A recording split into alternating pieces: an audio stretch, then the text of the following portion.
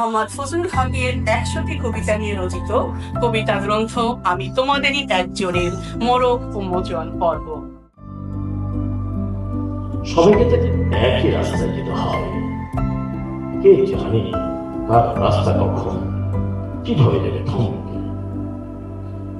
তবু মাথার ঘাম পায়ে ফেলে গড়ে তোলা নখের উপরিভাগের মতো মসৃণ যে রাস্তা দৃশ্যমান, ভুলতে সে তো অদৃশ্য খাদে কিনারে করা।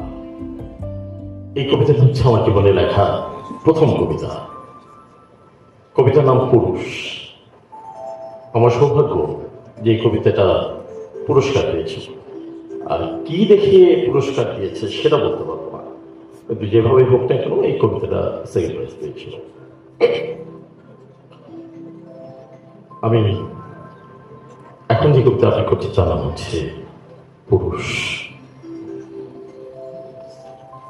পুরুষ মানুষ হাঁটতে জানে না, হাসতে জানে না, হাসাতেও জানে না, মায়া জানে বাঁধতে জানে না, ঠিক মতো মনের কথা প্রকাশে জানে না।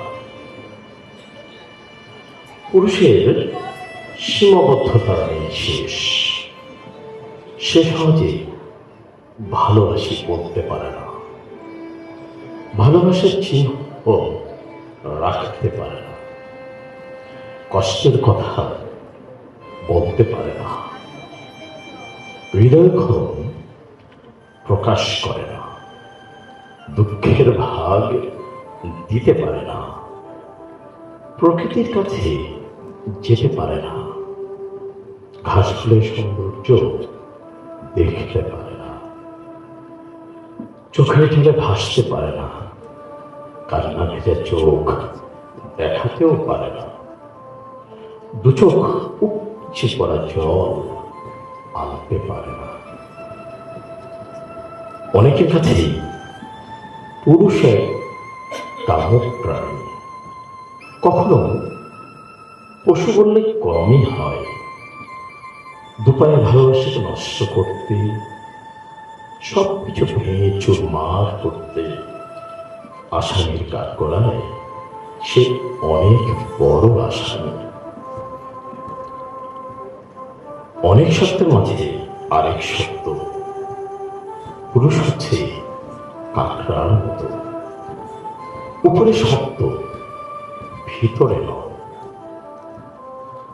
আসলে কেউ ভুলে যায় সে তার বাবা, ভাই, ছেলে, মামা, কাকা, স্বামী কিংবা কারো ভালোবাসার সুগভীর অবলম্বন। আমিও সেই তাদেরই দল। ভালো মন্দ রক্ত মাংসে করা মানুষ পুরুষ, তাই তো অনেক পাওয়ার পরেও অতৃপ্ত হয়ে অপেক্ষা আর বেঁচে থাকা সর্বদা ভালোবাসার কামাল হয়ে। পুরুষের তো পুরুষই হবে, তাদেরকে কাঁদতে নেই, ভালোবাসতে নেই, ভালোবাসার কথা বলতে নেই। পুরুষ হলেও তারাও মানুষ, অবহেলায় তাদের চোখেও অপ্রকাশিত ভাবে জল আসে। তারাও জানে ভালোবাসার শক্তি কতটা বড়।